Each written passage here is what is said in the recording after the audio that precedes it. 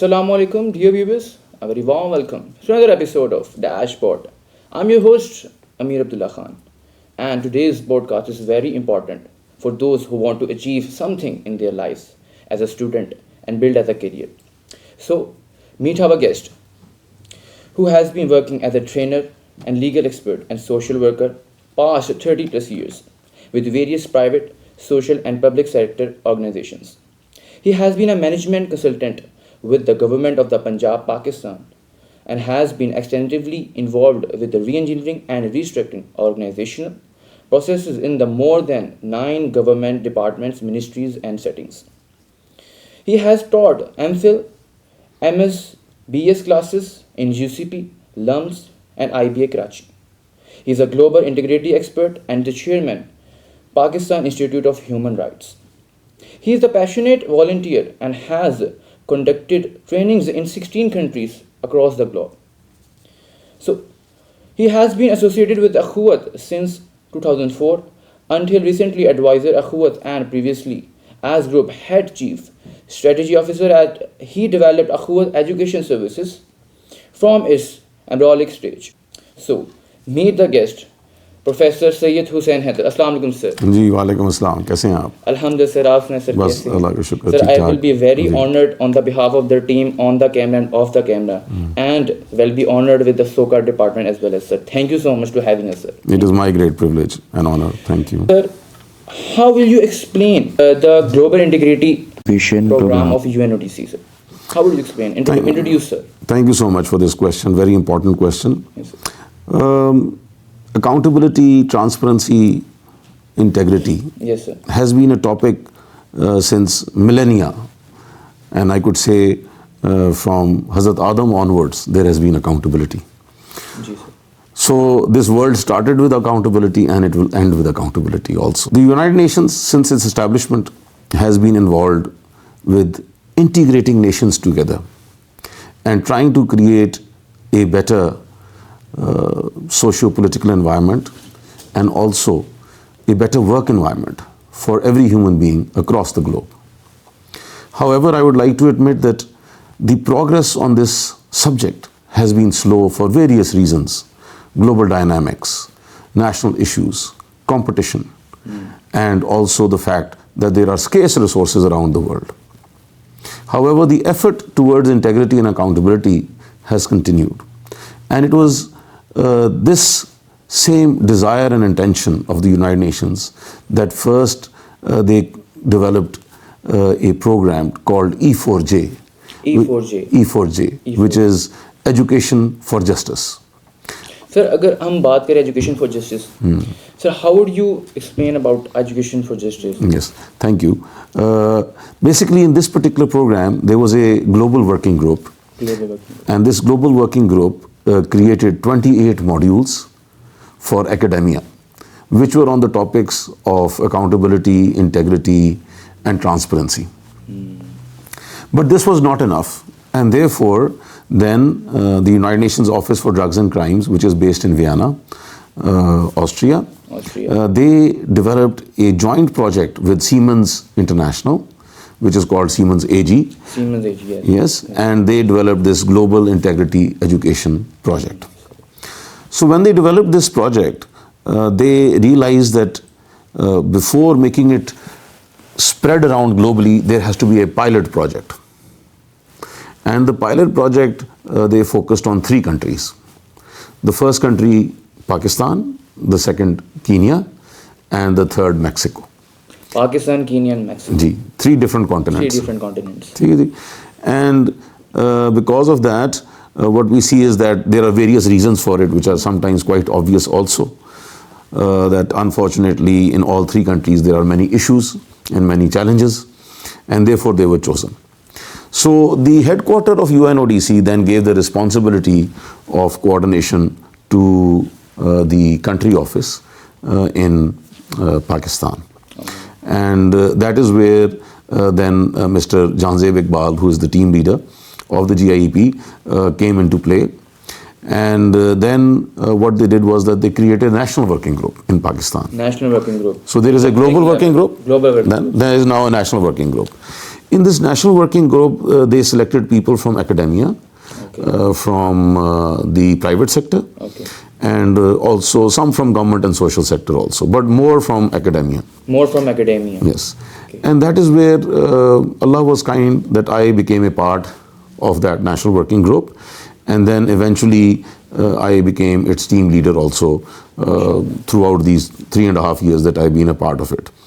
Now, 3 organizations basically gained prominence in the beginning, and those 3 organizations in Pakistan were LUMS and University of Lahore and University of Central Punjab. So I was basically a part of LUMS. I have been teaching at LUMS now for about 13 years plus, and before that in University of Central Punjab for about 10-11 years. So we were then a select group of professors from LUMS, some professors from UCP and some professors from University of Lahore. And we started taking this project forward. The first step and the first challenge was to develop a TOT, training of teachers for the faculties of different universities, including these 3. So that very interesting 6-week comprehensive hybrid TOT was developed. Some was going to be executed in session, and the other would be virtual, and then there were some virtual modules also and some in-session modules also. It was very interactive, very participative. So, during the seminars you held on UCP, University of Lahore and LUMS, so how would you see that कौन से ऐसे teachers आपको sharp minded लगे और कहाँ पे potential आपको ज़्यादा नज़र आया UCP university of Lahore and LUMS? मैं ये समझता हूँ कि all teachers have potential, and I basically believe that now after this whole globalization where knowledge जो है ना is available everywhere, it is basically in a phone, the whole universe is in a phone, so knowledge is not an issue. The issue is the methodology and how teachers can basically passionately get themselves involved with the students and give them time. And that is in every university of the world now. There are some teachers who are passionate, there are some who are less passionate, and there are some who only want to fulfill their job. So it's not about a job. Teaching is about passion. Sir, I think teaching is a blessing. Absolutely. And absolutely. As a student, always focus on my teachers and what teachers teach me, and it's very benefit for the students as well. Yes, absolutely. So sir, second question I want to ask about, could you share specific examples about GIEP? Yes. So like I was mentioning that first we developed this TOT. And then we selected 4 modules from the 28 modules of E4J, and those 4 modules are on ethical behavior, behavioral leadership, and then challenges of ethical living, and detecting and investigating corruption. These 4 modules were localized. A lot of case studies, 7-8 case studies were added, 7-8 activities were added, and a lot of content was added into the global module to make it more localized and more comprehensive. That was a very long process, but alhamdulillah I was able to accomplish that, and we localized those modules and got it approved at a local level and also an international level. So then what we did is that we conducted these TOTs, and 95 faculty members got trained from University of Lahore, from UCP, from LUMS, from Punjab University, from UMT, and from FAST. So it was a mix of teachers from different universities representing these institutions. Then these teachers basically embedded what they learnt in those 6 weeks and those modules, those 4 modules, into their courses. Like I was teaching, for example, at that time, human resource management in LUMS, and also I was also teaching social entrepreneurship, and I was also teaching tourism management at LUMS. So these were the 3 subjects during this time I was teaching. I've taught many other subjects, but these are the 3 that I was teaching during this time. So what I did is that I added some parts from these modules and what we had learned in the TOT into my modules, into my courses, and therefore that way started teaching those contents to my students in LUMS. Similarly, the other 95 teachers also started doing the same thing. And as a result of that, alhamdulillah, in 3.5 years, 22,000 plus students have been taught, have been taught these different modules and its different contents in different ways. So what we did is that we conducted these courses, we conducted seminars, webinars, panel discussions, we even conducted corporate visits, and all of that together was focused on this. And then the next thing was that we conducted about 29 corporate training also with the corporate sector. And we have, with the corporate sector. And alhamdulillah, we have trained more than 700 plus senior management level in the top 17 companies of Pakistan. MashaAllah. And then what we did is that we connected the corporate sector with academia, and we conducted hundreds of webinars and seminars and workshops for universities across Pakistan. So now we don't even know what the number is. It is just exponentially growing. And then we come on to the topic of Ethics Ambassadors Training Program, which I think so would be another podcast. Another podcast, inshallah, sir. Definitely, sir. Sir, we want to ask about questions, sir. In your interaction with the faculty members, from diverse universities, including LUMS, UCP, University of Lahore. So how would you tailor integrating education, and how will you resonate different academic disciplines and culture, obviously culture context? Sir, आप इसको किस तरह resonate करते हैं? हाँ, बड़ा important question है आपका. अब तो we are not limited to these 3 universities. We started from these 3 universities, but like I said, that was the beginning. Now after about 4 years, we have also published a report on this, which is being shared everywhere, of what this project has been able to do. Now we are spreading, like we are in connection with IBA Karachi, with Iqra University, with Habib University in Karachi, with Sakhar IBA University in Sakhar, with BZU and MNS Agriculture University in Multan. Different universities are now slowly accepting this program. And then similarly in Islamabad and in Peshawar, there are so many universities. I can take so many names, but I just gave you a few names. Yes, now, what is happening is that we are trying to make this integrity movement. Now, this is now not anymore a subject. It is a movement. This integrity movement more at the grassroots level. To all universities, number one. Then going to colleges, and then to schools. Yes. So it's top-down model, universities, tertiary, school, secondary, and then primary. So all levels.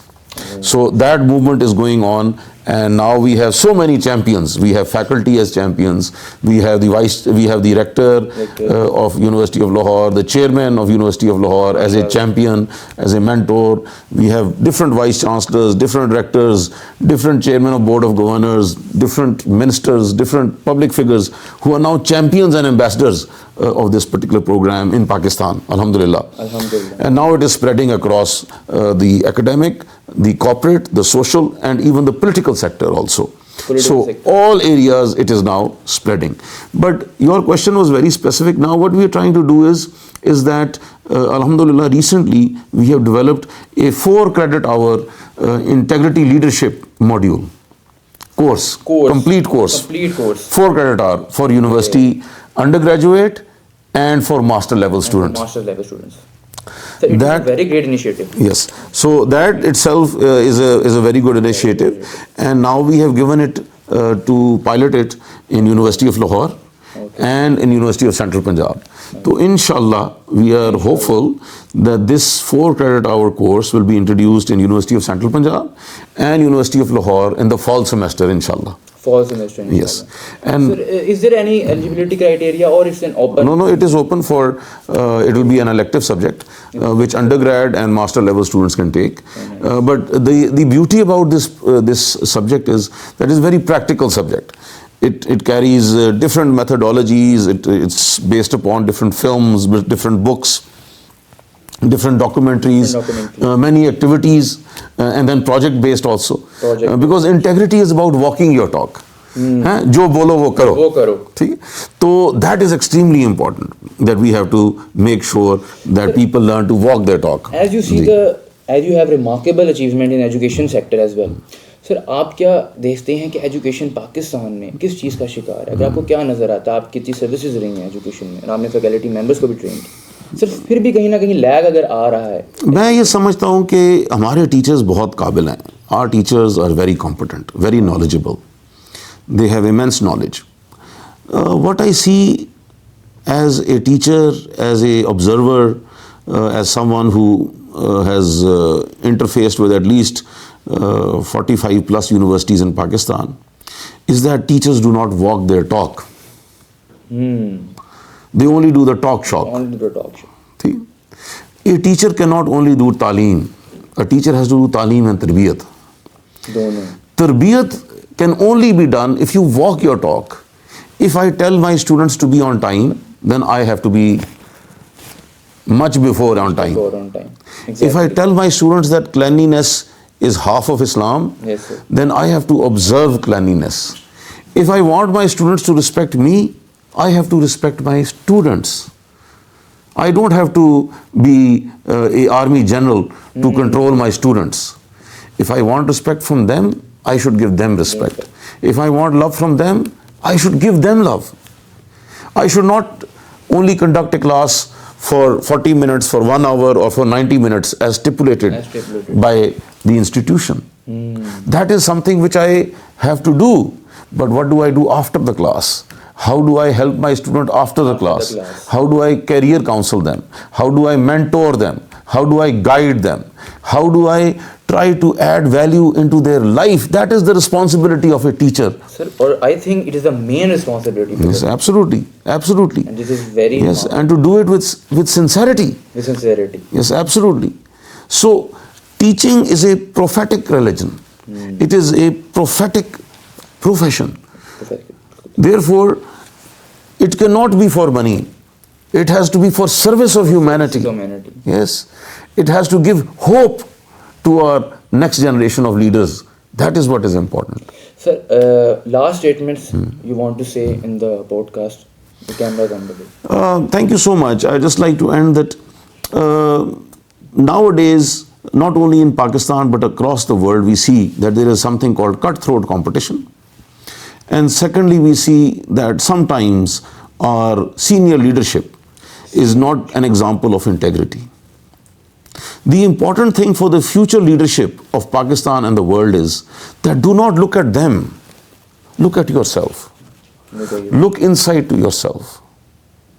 You do not have to think that because they did things wrong, then you have to be wrong. Exactly, sir. You can emerge as a better leader. You can do better things in life, in your profession.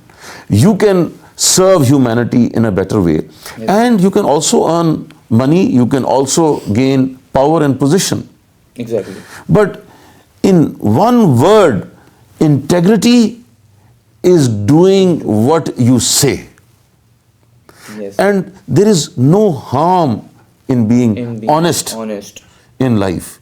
Because since mankind came, honesty is the best policy, and it will remain till the end of humanity also. And I think, sir, most of the teachers, and I am also including me, as if I want to become a teacher in future, most of the students will thought about that.